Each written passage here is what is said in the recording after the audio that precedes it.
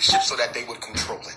They decided that we would deliberately fund the black organizations to control them. Former President George W. Bush in the year 2000 took this to another level when he found a loophole in federal law that allowed him to not only fund black organizations, but fund the black church. If you want to know why the black church has been missing in action, and I'm going to say masjid too, you got bougie Muslims like you got bougie Christians, and ain't none of them doing nothing systematically to help black folks in Philly. I don't care who don't like it, but it's the truth. They all sit at that table. So when I say black church, I'm talking about all of them. Okay? Now, when he found a way to start funding them, you notice how you don't see churches at the forefront of police genocide? Why you don't see churches at the forefront of mass incarceration? You don't see churches at the forefront of unemployment, churches at the forefront of miseducation. Where is the black church? We are 19 years into the 21st century. The black church isn't playing a major role in anything that affects blacks because they're being paid to sit by the sideline. The revolution will not be financed by your oppressor. On that note, let's do this. Let's take a commercial break. We're going to take a break. You are listening and watching Anchors and Diamonds. We're going to take a break and we'll be right back. Listen, your trusted source. I was keep going with that same momentum. Whatever your needs, we have I think we should pass. dozens of insurance Pass, no, I don't think in order to find you the Pass the right mic. price. Yeah, pass. Our licensed agents and customer service. I think that Donald Trump is using strategy. The Congress is predominantly Democrat now. So although this lockout hurts the Republicans because he's the CEO, in many respects, it's going to also hurt the Democrats significantly because they run the House. You see, so this is just a strategy to hurt their credibility amongst working class people. But larger than that, I consider this a distraction. Nothing that matters is normally on the news. This is a distraction from other things that America is working on, the one white supremacy world order and other things like that. This is just a temporary distraction. They'll get it together. They can't let it get so bad because it'll hurt people at election time. With that being said, though, it is within the design of the New World Order to bring about a social catastrophe in America and globally, because America is one of the only places that hasn't had a social catastrophe, okay? And they need to bring that about in order to justify the international police coming in, and that is a forerunner to the One World Order, which is basically bringing the entire planet under one government, one military, one banking system, one incarceration system. So America is one of the last pieces that needs to fit into that puzzle. The United Kingdom is also one of those last pieces that need to fit into that puzzle as well. So it is relevant, but at the same time, it's a distraction as well. But I think he's largely doing it to hurt the reputation of the Democratic Party. So you think that martial law is on the way? President Barack Obama signed more martial law executive orders than any president in American history. There was no need to do that just to do it. It's coming. There's a reason for it. It's coming. Brother, I gotta Stop giving your guns back. Go buy some more. Stop giving your guns back. You better go buy some more, because God forbid, when this situation comes, and I hope it doesn't come in our lifetime, but it likely will, you can not only arm yourself, you're going to have to arm your whole block. You're going to have to arm your own block, because what's going to happen is the para-racist groups that live up in the mountains, the hillbillies of Pennsylvania, hillbillies of Virginia, hillbillies of New Jersey, they're going to be deputized by the government to come on in and kill black folks. They did it in Hurricane Katrina. You had police and you had paramilitary groups, civilians who have been deputized to take life. They were literally going through New Orleans assassinating black folks. But I got a question to ask you. First of all, it's like an honor for me to be sitting in the same studio with you. Oh, the honor's mine, black man. Honor's mine. I'm a follower of your work, and I greatly admire what you do. It's a blessing, brother, and I say continue to do what you do. Thank you. Thank you. Yes, sir. Today, I want to ask you, what was your thoughts on Kamala Harris, the United States Senator, coming out and announcing her presidency for the United States? When she announced it, the first thing I thought about was, because I'm a great follower of Dr. Amos Wilson also. Yes, sir. And he spoke on compensatory fantasies that black people suffer from. Yes, sir. You know what I'm saying? And I was fooled once, you know what I mean, by voting for Barack Obama as president. And to me, looking at his presidency, Barack Obama contextually, voting for Kamala Harris would be like doing the same thing. Oh yes, You know it'll what I'm saying? be worse. If you can touch on that, bro, and what are your thoughts on that? Okay. Excellent question. Whenever you studying the white power structure, you want to look at the timing, the technique, and the tactic. The timing around Dr. King's Earth Day, so that you can cloak this announcement in the disguise of being some sort of a civil rights continuation of where Dr. King left off. But make no mistake, we already anticipated the rise of the biracial politician. Okay? See, the biracial African, and I do consider them African unless they don't agree with us. If you don't identify with your race, I don't want nothing to do with you. You understand? But other than that, for those who are biracial, they have no control over how they come into this world. And they're going to be treated as black, whether they like it or not. So as long as they're willing to identify with the rest of us, I see them no different as you and I. Okay? However, historically, that population within our group has always been used against us systematically. I'm not saying that all biracials are sellouts because I got friends who are. I got heroes who are. Some of the greatest Pan-Africanists of all time were mixed race. That's not the point. The point is systematically the power structure depends on biracial Africans because they already have a natural, God-given split loyalty at birth. Now, when I look at Kamala Harris, I see a biracial woman with a white husband. Show me who you love and I show you who you are. So right there, that automatically tells me she has nothing, no interest whatsoever in helping black folks. I can almost guarantee you she's hostile to black males because she damn sure didn't marry one. You understand? And going even further, see, her agenda is going to be to further the feminist movement, okay, the anti-black male movement. Okay, but with her being a so-called minority, it'll look like she's serving all the constituencies within the community, but she's only looking at the feminist constituency, you see. And so I would not support her presidency at all because there's nothing but white supremacy and blackface. One of the things that racism did in the 21st century, Y2K, it reinvented itself. And it reinvented itself with three new faces. One face was the LGBTQ movement. Another face was the feminist movement. Another face was the multicultural movement. Okay, those would be the three: LGBT, multiculturalism, and feminism. Those are the three new faces of racism. So you look at Kevin Hart. They snatched him from the Oscars, right? They found an old tweet from 10 years ago and used that to snatch him from the Oscars. But as Nick Cannon pointed out, there was other whites who made comments similar to Kevin Hart. They were not ostracized or labeled at all because it had nothing to do with homosexuality. It was a weapon against the black male. You see what they did with Bill Cosby.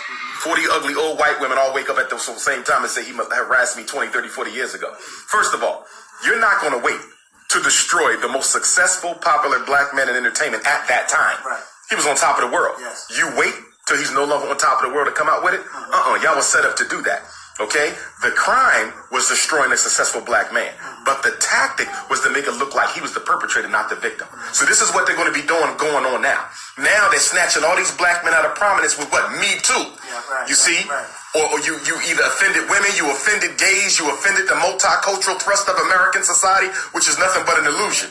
You see? So that's going to be the new thing. Making the victim look like he caused the crime.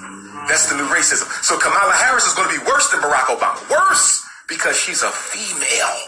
You see, so whereas Barack Obama was a male, he clearly hoodwinked, bamboozled, and ignored black people's agenda. He took care of everybody but us. Can't nobody name one law Barack Obama put in place that primarily benefited blacks.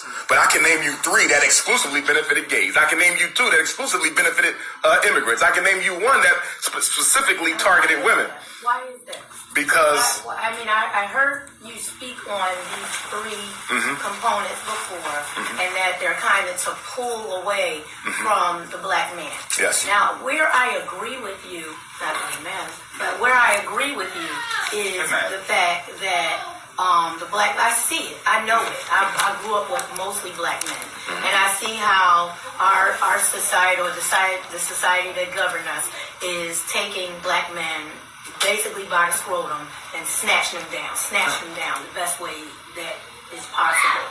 However, as a woman, there's a different struggle that we have as black women, and I don't believe that any black man can speak for my struggle, being raped before, being ostracized before, being pitted against black men, white women, white men, and I don't think I think that the black struggle is in and of itself. But as a black woman, me speaking for the things that I go through, I don't think you can really do that. Nor do I want to. I think you should speak it, but you speak for those black women's issues under the larger umbrella of black people's issues. So black elders can speak to the issues, black teens can speak to the issues, black women can speak to the issues.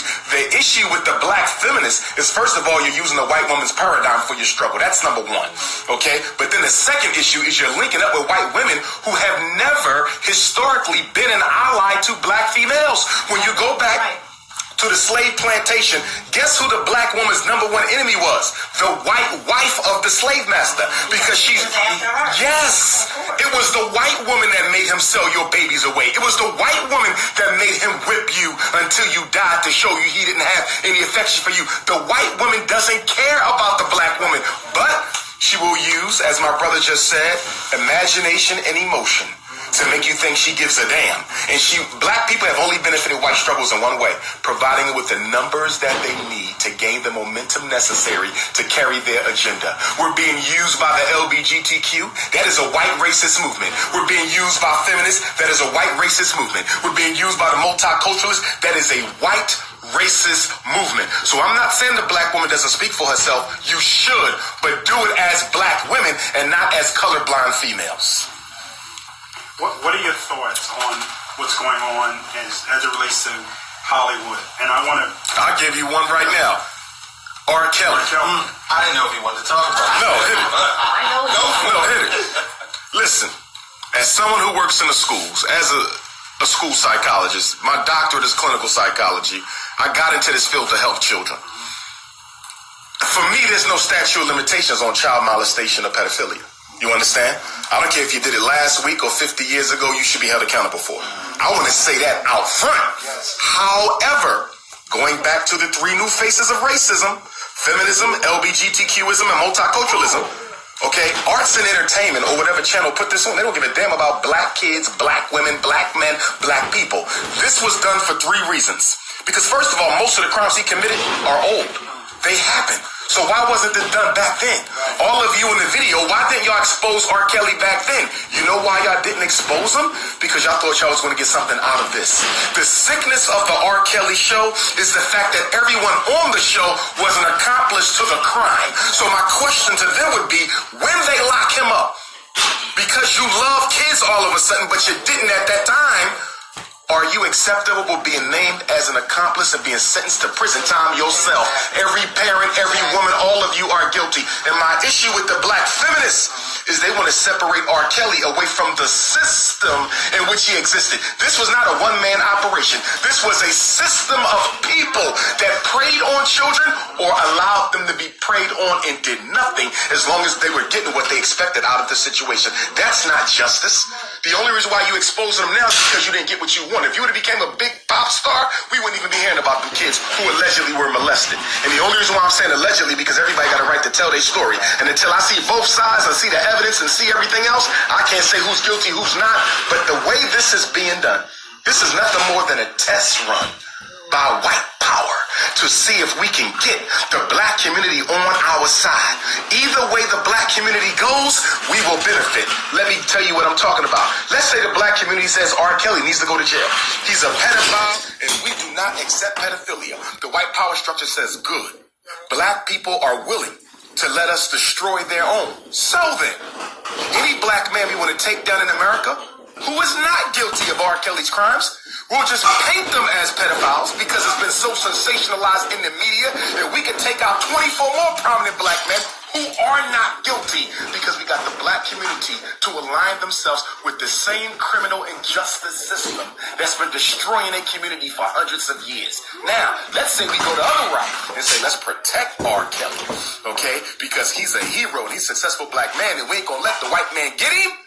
Then the white community says, great, we still got him. Because since they want to protect the pedophile, when the American Psychiatric Association normalizes pedophilia in the next 10 years, the black community can't say nothing because y'all said y'all want R. Kelly to be exempt. So if R. Kelly can be exempt as an alleged pedophile, so can all other pedophiles. Because there's a movement in this country by rich white males who want to normalize sex with children. So if the black community protects, allegedly, someone who committed pedophilia acts, then they automatically are supporting the movement for the normalization of pedophilia. So the question becomes, if we lose either way we go, how do we win? And you win by bringing justice to your own community, not going to white folks and asking the same people who committed more injustice against you than anybody in history to administer justice. You don't go to the rapist and say, can you try him for rape? You don't go to the thief and say, can you try him for stealing? You don't go to the abuser and say, can you try him for abusing? The white man is in no moral position to judge any black person for their crimes. We should be judging them ourselves. Man, I'm scared to ask you about that. Well, they brought up charges against the other guy. What's his name? Which one? Kevin Spacey.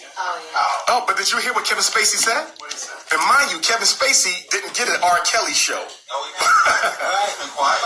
No, and he's not going to, because did you hear what he said? Kevin Spacey said on TV, if I go down, I'm taking the whole Hollywood pedophile ring with me. And he won't get his show. He said it on national TV. That's that one. Oh my God. Oh, but they don't want the whole ring to go down, because when they start pulling these pedophile strings, I'm telling you, most CEOs of the music houses, most CEOs of the studios, do you realize, I read an article that said over 75% of all child actors since 1970 were molested in Hollywood. There's documentaries on them. Pedophilia is a Hollywood institution.